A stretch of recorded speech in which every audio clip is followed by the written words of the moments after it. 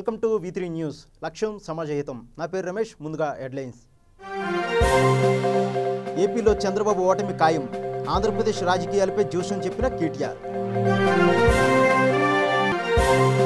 కుల ధృవీకరణ పత్రాల జారీ రద్దు చేయనున్న ప్రభుత్వం. ఇక నుంచి బర్త్ సర్టిఫికెట్తోనే ఇవ్వడానికి యోచన. అక్రమ నిర్మాణాలపై జీహెచ్ఎంసీ కొరడా, నిబంధనలను తప్పక పాటించాలని ఆదేశం. టీవీ ఛానల్ చూసి యువత తప్పుడు మార్గం. భారీ విస్ఫోటనానికి ప్రయత్నించి పోలీసులకు చిక్కిన యువకుడు.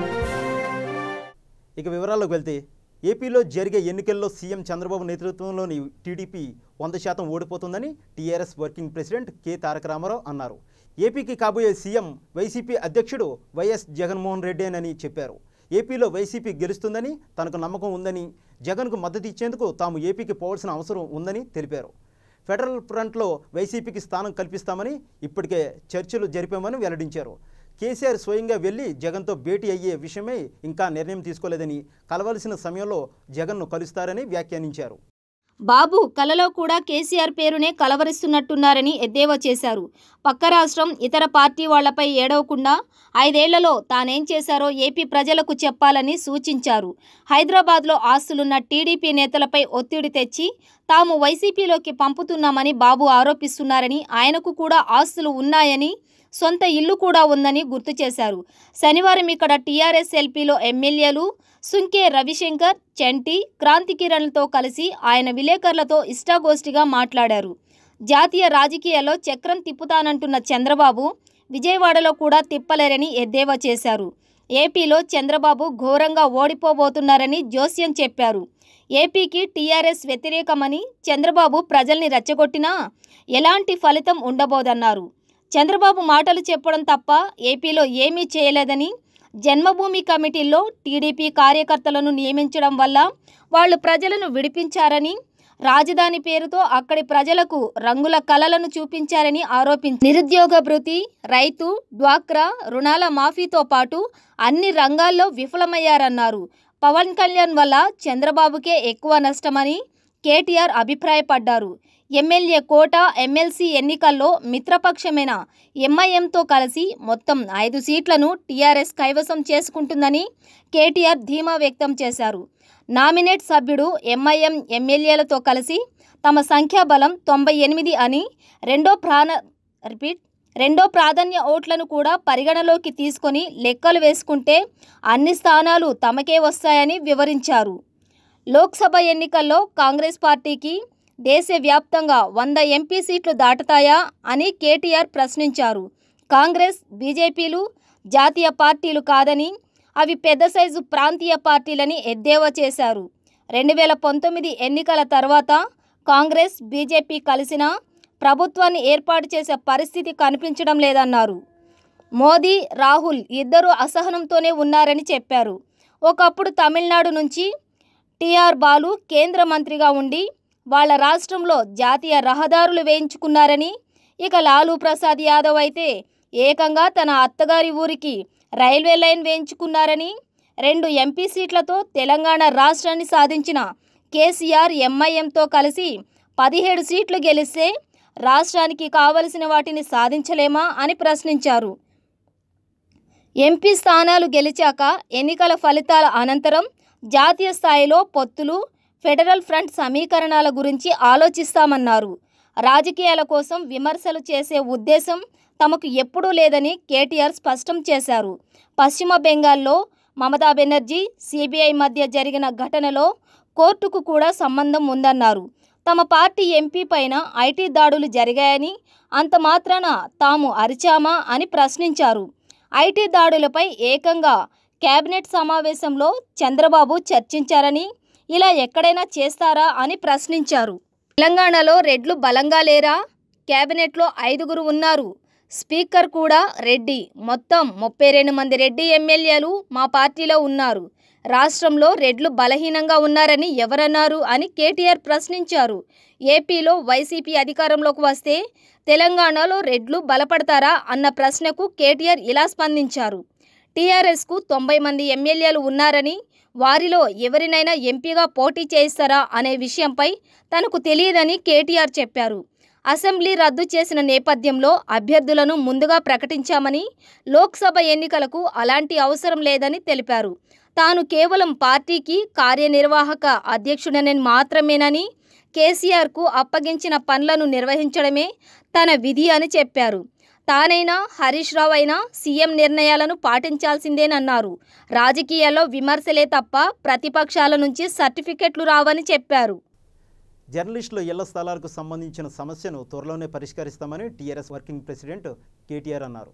శనివారం మధ్యాహ్నం అసెంబ్లీ సమావేశాలు వాయిదా పడిన తర్వాత లాబీ నుంచి బయటకు వచ్చిన ఆయనను టీయూడబ్ల్యూజే ప్రధాన కార్యదర్శి బెరహత్ హాలీ, టీయూడబ్ల్యూజే నాయకులు రాజేష్ తదితరులు పలకరిస్తూ ఇళ్ల స్థలాలకు సంబంధించిన సమస్యలను ప్రస్తావించారు. దీంతో కేటీఆర్ స్పందిస్తూ, మాకంటే ఎక్కువ రాజకీయాలు మీ జర్నలిస్టుల సంఘాల్లో కనిపిస్తున్నాయి.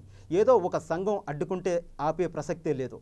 మా బాస్ కేసీఆర్ జర్నలిస్టులకు ఇళ్ల స్థలాలు ఇవ్వాలనే సంకల్పంతో ఉన్నారు. సుప్రీంకోర్టులో కేసు అడ్డంకిగా ఉంది. దీంతో కొంత జాప్యం జరుగుతుంది. ఏదేమైనా జర్నలిస్టులకు ఈ టర్మ్నే స్థలాలు కేటాయిస్తామని అన్నారు. కుల ఆదాయ స్థానిక ధృవీకరణ పత్రాల వ్యవస్థను రద్దు చేయాలని నిర్ణయించినట్లు సీఎం కేసీఆర్ ప్రకటించారు. ఈ మేరకు త్వరలోనే విధి విధానాలు రూపొందిస్తామన్నారు. కుల ధృవీకరణకు ఇంత, ఆదాయ ధృవీకరణకు ఇంత అని వసూలు చేస్తున్నారని, ఇక వసూలు విధానం రద్దు కావాల్సిందేనని హెచ్చరించారు. పుట్టుకతో ఏ కులం ఉందో పెరిగిన తర్వాత కూడా అదే కులం ఉంటుందని, పెరిగిన కొద్దీ కులం పోదు, అందుకే పుట్టుకతోనే కుల ధృవీకరణ పత్రం అందించాలని నిర్ణయం తీసుకున్నామని కేసీఆర్ ప్రకటించారు. ఈ మేరకు రాజీ పడకుండా రాబోయే రోజుల్లో మున్సిపల్ చట్టం ధరణిలో సంస్కరణలు తెస్తామన్నారు.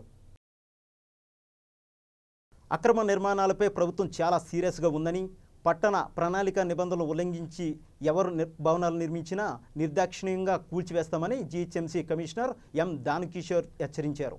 జీహెచ్ఎంసీ ప్రధాన కార్యాలయంలో ఇంటి నిర్మాణం, సందేహాలు, సమాధానాలు అంశంపై శనివారం సదస్సు నిర్వహించారు. ఈ సందర్భంగా deputy mayor Baba Pasiuddin, city chief planner Devender Reddy, zonal కమిషనర్లు హరిచందన్, ముషారఫ్, ప్లానింగ్ డైరెక్టర్ శ్రీనివాసరావు, విద్యాధర్రావు, అసికి అధికారి సుబ్రహ్మణ్యంతో కలిసి ఓపెన్ ప్లాట్ అపార్ట్మెంట్లో కొనుగోలు సమయంలో తీసుకోవాల్సిన జాగ్రత్తలు, నిర్మాణ అనుమతి దరఖాస్తు విధానాలతో కూడిన బ్రోచర్ను ఆవిష్కరించారు. అనంతరం కరపత్రాలను సదస్సుకు వచ్చిన పౌరులకు అందజేశారు.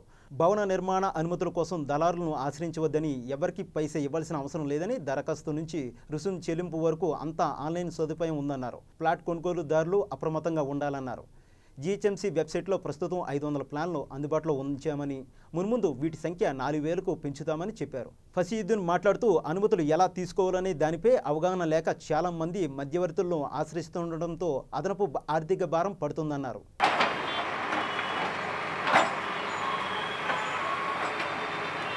ఉద్యాన శాఖకు చెందిన ఉద్యాన విభాగాన్ని ప్రత్యేక విభాగంగా గుర్తిస్తూ ప్రభుత్వం ఉత్తర్వులు ఇచ్చింది.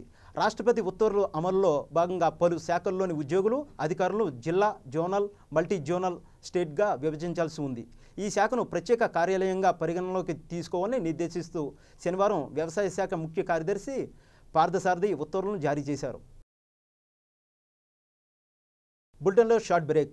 శ్రీ గాయత్రీదేవి జ్యోతిషాలయం, దిల్సుఖ్ నగర్. శ్రీ పండిట్ సాయిరాం శాస్త్రి గారు గత 30 సంవత్సరాలుగా దిల్సుఖ్ నగర్లో స్థిరంగా ఉంటున్నారు.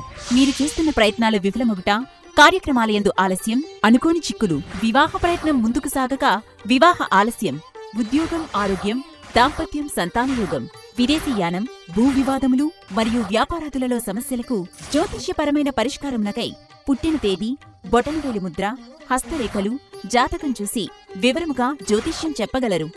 మీరెక్కడెక్కడో జ్యోతిష్యమడిగి నిరాశ చెంది ఉండవచ్చు. ఒక్కసారి శ్రీ సాయిరాం శాస్త్రి గారిని సంప్రదించండి. గమనిక: స్త్రీ పురుషుల ఎటువంటి జీవిత సమస్యలకైనా పూజ, హోమం, అంజనం, యంత్రం, మంత్రం ద్వారా 9 రోజుల్లో గాయత్రీదేవి సాయిబాబా పూజ చేసి శాస్త్రోక్తంగా పరిష్కారం చూపగలరు. గాయత్రీదేవి జ్యోతిష్యాలయం, flat number 101, first floor, Shilpi apartments, A block, near Konark theatre, Dilsukhnagar, Hyderabad. Cell 9949373448, 9405370444.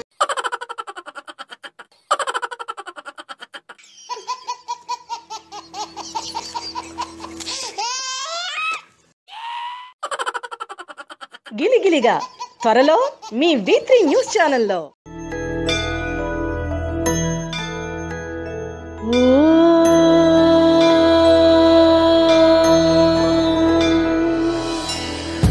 గుడి గంటలు త్వరలో మీ వీత్రి న్యూస్ ఛానల్లో.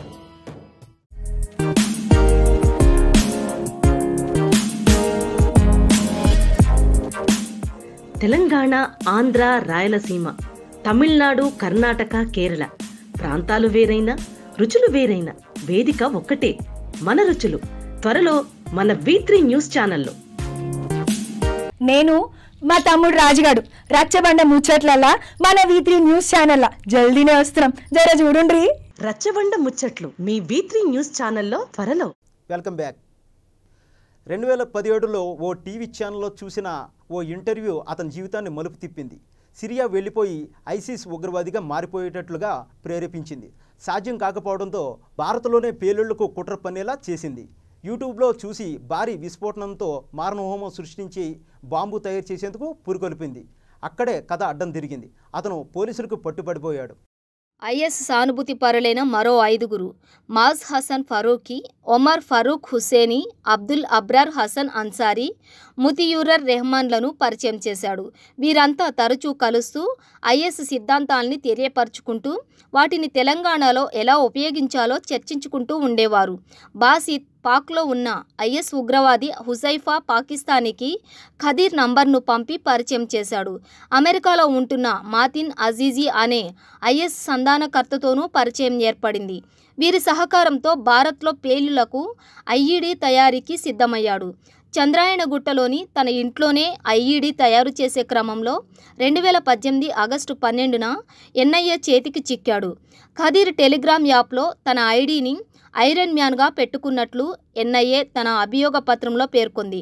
బాసిత్ను అతని ఎన్ఐఏ కొద్ది రోజుల వ్యవధిలోనే అరెస్టు చేసింది. సినీ నటుడు విజయకాంత్ నాయకత్వంలోని డిఎండికేను తమ కూటమిలో కలుపుకునేందుకు అన్నాడీఎంకే నేతలు రహస్య చర్చలు కొలిక్కి రాలేదు. తమిళనాడులో అన్నాడీఎంకే కూటమిలో ప్రస్తుతం బీజేపీ, పీఎంకే పార్టీలు మాత్రమే ఉన్నాయి. ఈ రెండు పార్టీలకు ఇటీవలే సీట్ల కేటాయింపులు కూడా ఖరారయ్యాయి. ఈ నేపథ్యంలో రాష్ట్రంలో ప్రత్యేక ఓటు బ్యాంక్ కలిగిన డిఎండికే తమ కూటమిలో చేర్చుకునేందుకు అన్నాడీఎంకే నేతలు తీవ్ర ప్రయత్నాలు సాగిస్తున్నారు. అయితే డిఎండికే నేత విజయకాంత్ నుంచి సానుకూల సంకేతాలు అందకపోవడంతో అన్నాడీఎంకేలో అయోమయం నెలకొంది. అన్నాడీఎంకేలో పీఎంకే చేరడం పట్ల డిఎండికే నేత విజయకాంత్ తీవ్ర నిరసన వ్యక్తం చేస్తుండడం వల్ల తమ కూటమిలో చేరడానికి తటపటాయిస్తున్నారని అన్నాడీఎంకే నేతలు భావిస్తున్నారు. ఈ విషయంలో విజయకాంత్ను బుజ్జగించేందుకు అన్నాడీఎంకేకు చెందిన కొందరు నేతలు ఆయనతో రహస్యంగా చర్చలు జరుపుతున్నారు. గతంలో పీఎంకేతో తమ పార్టీకి ఎదురైన చేదు అనుభవాల వల్లే పీఎంకే మిత్రపక్షంగా ఉన్న అన్నాడీఎంకే కూటమిలో చేరడానికి విజయకాంత్ తటపటాయిస్తున్నట్టు తెలుస్తోంది. అన్నాడీఎంకే సీనియర్ నేతలు, మంత్రులు మాత్రం డిఎండికే తమ కూటమిలో చేరటం ఖాయమని, 1-2 రోజుల్లో పొత్తుపై స్పష్టత వస్తుందని, డిఎండికేకు ఎన్ని సీట్లు కేటాయిస్తారన్నది కూడా అధికారపూర్వకంగా ప్రకటించే అవకాశం ఉందని చెబుతున్నారు. అదే సమయంలో విజయకాంత్ సతీమణి ప్రేమలత అన్నాడీఎంకే కూటమిలో చేరకూడదంటూ ఆయనపై ఒత్తిడి చేస్తున్నట్లు తెలుస్తోంది. డిఎంకే కూటమిలో మిత్రపక్షాల సంఖ్య ఎక్కువగా ఉండడంతో ఆ కూటమిలో చేరితే 1-2 సీట్లు మాత్రమే లభిస్తాయని, కనుక లోక్సభ ఎన్నికల్లో ఒంటరి పోరుకు సిద్ధం కావడమే మంచిదని ఆమె సూచిస్తున్నారు. విజయకాంత్ భావమర్ది సుధీష్ అన్నాడీఎంకేతో పొత్తు పెట్టుకుంటే మంచిదని సలహా ఇస్తున్నారు. ఇప్పటికే సుధీష్ అన్నాడీఎంకే నేతలతో పలుమార్లు పొత్తుపై చర్చలు కూడా జరిపారు. అన్నాడీఎంకే అధిష్టాన వర్గం డిఎండికే 5 సీట్లకు మించి కేటాయించలేమని స్పష్టం చేయడం వల్లే పీఎంకే కంటే తక్కువ సీట్లతో ఆ కూటమిలో చేరడం సముచితంగా ఉండదని విజయకాంత్ భావిస్తున్నారు. ఇక డిఎండికేలో కోశాధికారిగా ఉన్న ప్రేమలత ఒంటరి పోరు దిశగానే అభ్యర్థుల నుంచి దరఖాస్తులు స్వీకరించడానికి రంగం సిద్ధం చేసుకుంటున్నారు. డిఎండికేలో ముగ్గురిది తలోదారిగా ఉండటంతో అన్నాడీఎంకే అయోమయంలో పడింది. విజయకాంత్తో నేరుగా చర్చలు జరిపేందుకు అన్నాడీఎంకేలోని కొందరు నాయకులు సిద్ధమైన పార్టీ సీనియర్ నేతలు అడ్డుకుంటున్నట్లు తెలుస్తోంది. తమిళ సినిమాలలో మాస్ హీరోగా పేరు సంపాదించుకున్న విజయకాంత్లో దేశీయ ముర్పోక్కు ద్రావిడ కళంగం పేరుతో పార్టీని ప్రారంభించి రాజకీయ అరంగేట్రం చేశారు. ఇప్పటి వరకు 5 ఎన్నికల్లో పోటీ చేశారు. ప్రతి ఎన్నికల్లోనూ అన్నాడీఎంకే, డిఎంకేల నుంచి గట్టి పోటీని తట్టుకొని ఓటు బ్యాంకును పెంచుకోవడం ద్వారా రాష్ట్రంలో బలమైన రాజకీయ శక్తిగా ఎదిగారు. ఆ విధంగా రాష్ట్ర రాజకీయాల్లో అనతి కాలంలోనే 10% ఓటు బ్యాంక్ కలిగిన పార్టీగా డిఎండికే గుర్తింపు పొందింది. 2014 లోక్సభ ఎన్నికలు, 2016 అసెంబ్లీ ఎన్నికల్లో పోటీ చేసిన డిఎండికే ఒక్క స్థానంలో కూడా విజయం సాధించకపోవడంతో ఆ పార్టీ ఓటు బ్యాంక్ గణనీయంగా తగ్గిపోయింది. 2009లో పార్లమెంటుకు జరిగిన ఎన్నికల్లో డిఎండికేకు 10% ఓటు బ్యాంక్ సంపాదించుకుంది. ఆ తర్వాత 2011, 2014, 2016 సంవత్సరాల్లో జరిగిన సార్వత్రిక ఎన్నికల్లో ఆ పార్టీ ఓటు బ్యాంకు తగ్గుతూ వచ్చింది. ఆ పార్టీ బ్యాంకు ఓటు తగ్గుతూ వచ్చింది. ప్రస్తుతం ఆ పార్టీకి 5% ఓటు బ్యాంక్ మాత్రమే మిగిలి ఉందని రాజకీయ విశ్లేషకులు అభిప్రాయపడుతున్నారు. ఓటు బ్యాంక్ తగ్గినప్పటికీ విజయాన్ని నిర్ణయించే శక్తిగా డిఎండికే ఉందని మిగతా రాజకీయ పార్టీ నేతలు విశ్వసిస్తున్నారు. ఎలాగైనా విజయకాంత్ను తమ కూటమిలోకి లాక్కోవాలని అన్నా డిఎంకే నేతలు నెల రోజుల క్రితం నుంచే ప్రయత్నాలు మొదలుపెట్టారు. ఇదిలా ఉండగా బీజేపీ ఢిల్లీ పెద్దలు డిఎండికే నేతలతో జరిపిన చర్చల సారాంశం రహస్యంగానే ఉండిపోయింది. మరోవైపు 7 నుంచి 9 సీట్లు కేటాయించి డిఎండికేతో పొత్తు ఖరారు చేసుకోవాలని అన్నా డిఎంకే భావించి చర్చలు కూడా మొదలుపెట్టింది. అయితే సీట్ల సర్దుబాటు వ్యవహారం కొలిక్కి రానందువల్ల అన్నా డిఎండికే పార్టీల మధ్య ప్రతిష్టంభన నెలకొంది. ఈ విషయమై అన్నా డిఎంకే సీనియర్ నేత మంత్రి డి. జయకుమార్ మాట్లాడుతూ డిఎండికే తమ కూటమిలో చేరటం ఖాయమని ప్రకటించారు. చెన్నైలో విలేకరుల సమావేశంలో ఆయన మాట్లాడుతూ 2 పార్టీల మధ్య ఎలాంటి అయోమయ పరిస్థితులు నెలకొనలేదని, పొత్తుపై చర్చలు సాఫీగా సాగుతున్నాయని చెప్పారు. ఏపీలో రాజకీయం వేడెక్కుతుంది. ఎన్నికలకు పెద్దగా సమయం లేకపోవడంతో పలువురు నేతలు ఆయా పార్టీల గూటికు చేరుతున్నారు. తాజాగా 3 కీలక నేతలు టీడీపీ తీర్థం పుచ్చుకున్నారు. కేంద్ర మాజీ మంత్రి కిషోర్ చంద్ర దేవ్తో పాటు మాజీ ఎమ్మెల్యేలు గోమంగో, జయమణి టీడీపీలో చేరారు. ఉండవల్లిలోని ప్రజా వేదికలో ఇవాళ జరిగిన కార్యక్రమంలో పార్టీ అధినేత చంద్రబాబు సమక్షంలో పార్టీ తీర్థం పుచ్చుకున్నారు. చంద్రబాబు వారికి కండువా కప్పి పార్టీలోకి ఆహ్వానించారు. అలాగే విజయనగరం, విశాఖ జిల్లాలోని ఇతర పార్టీలకు చెందిన పలువురు నేతలు టీడీపీ తీర్థం పుచ్చుకున్నారు.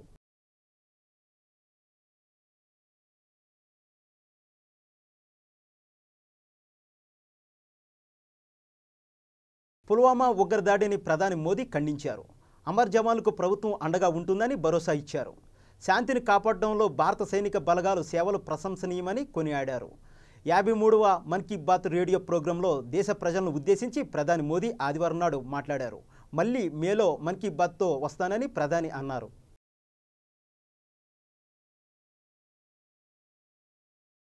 దేశం కోసం సేవ చేసేందుకు మేము సైతం అంటూ జమ్మూ కాశ్మీర్లోని పూంచ్లోని యువకులు నినదిస్తున్నారు. జిల్లాలో 166 స్పెషల్ పోలీస్ ఆఫీసర్ పోస్టులకు జరుగుతున్న రిక్రూట్మెంట్ డ్రైవ్లో పెద్ద సంఖ్యలో యువకులు పాల్గొంటున్నారు. హోంమంత్రిత్వ శాఖ ఈ పోస్టులను ఎల్ఓసి నుంచి 10 కిలోమీటర్ల లోపు నివసిస్తున్న యువకుల కోసం కేటాయించింది.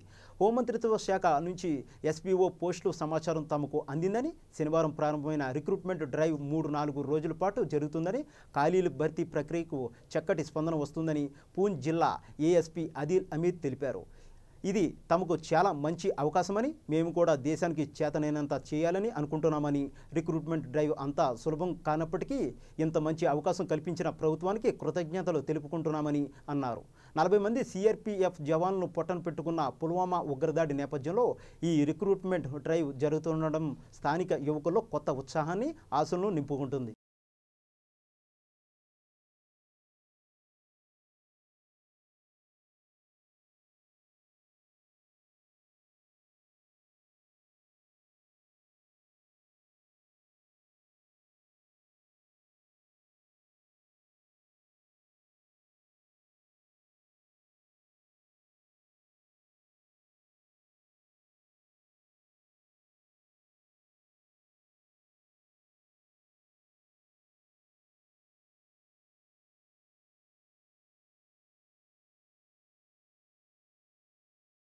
సూరిపేట జిల్లా నడిగూడెం మండలం చాకిరేవు గ్రామంలో నూతనంగా ఎన్నికైన సర్పంచ్ వీధి లైట్లు స్వయంగా కరెంటు పోలు ఎక్కి ఏర్పాటు చేయడంతో గ్రామ ప్రజలు ఆనందం వ్యక్తం చేస్తున్నారు.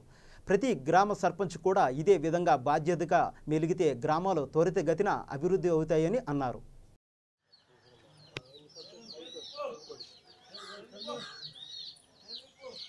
నేనేం చెప్తున్నా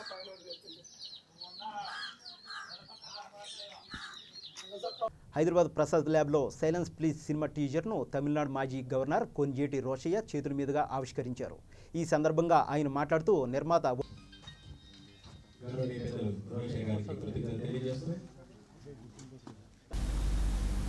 నేను సినిమాలకు వెళ్ళటం చాలా తక్కువ.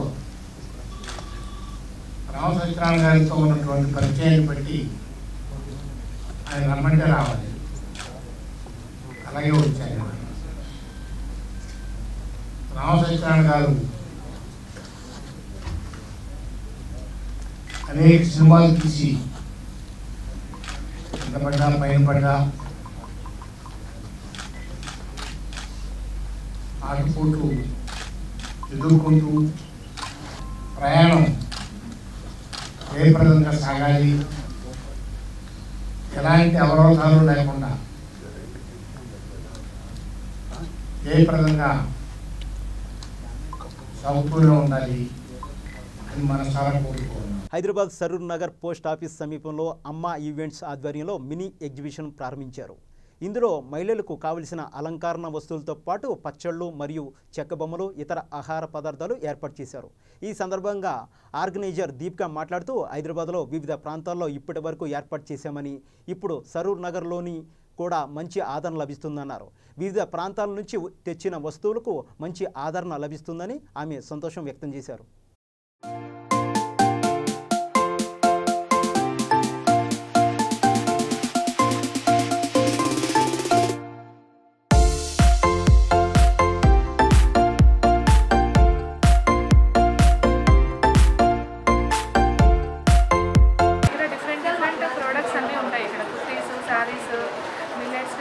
ఐటమ్స్, ఇంట్లో తయారు చేసిన పిండి వంటలు, పచ్చళ్ళు, కొండపల్లి బొమ్మలు, తర్వాత టపర్వేర్ ఐటమ్స్, తర్వాత డిఫరెంట్ 1 గ్రామ్ గోల్డ్, అన్ని శారీస్, అన్ని ఐటమ్స్ ఇక్కడ ఉంటాయి.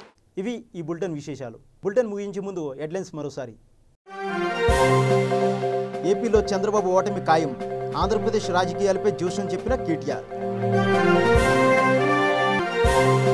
కుల ధృవీకరణ పత్రాల జారీ రద్దు చేయనున్న ప్రభుత్వం, ఇక నుంచి బర్త్ సర్టిఫికెట్తోనే ఇవ్వడానికి యోచన. అక్రమ నిర్మాణాలపై జీహెచ్ఎంసీ కొరడా, నిబంధనలను తప్పక పాటించాలని ఆదేశం. టీవీ ఛానల్ చూసి యువత తప్పుడు మార్గం, భారీ విస్ఫోటనానికి ప్రయత్నించి పోలీసులకు చిక్కిన యువకుడు. చూస్తూనే ఉండండి V3 న్యూస్, లక్ష్యం సమాజహితం.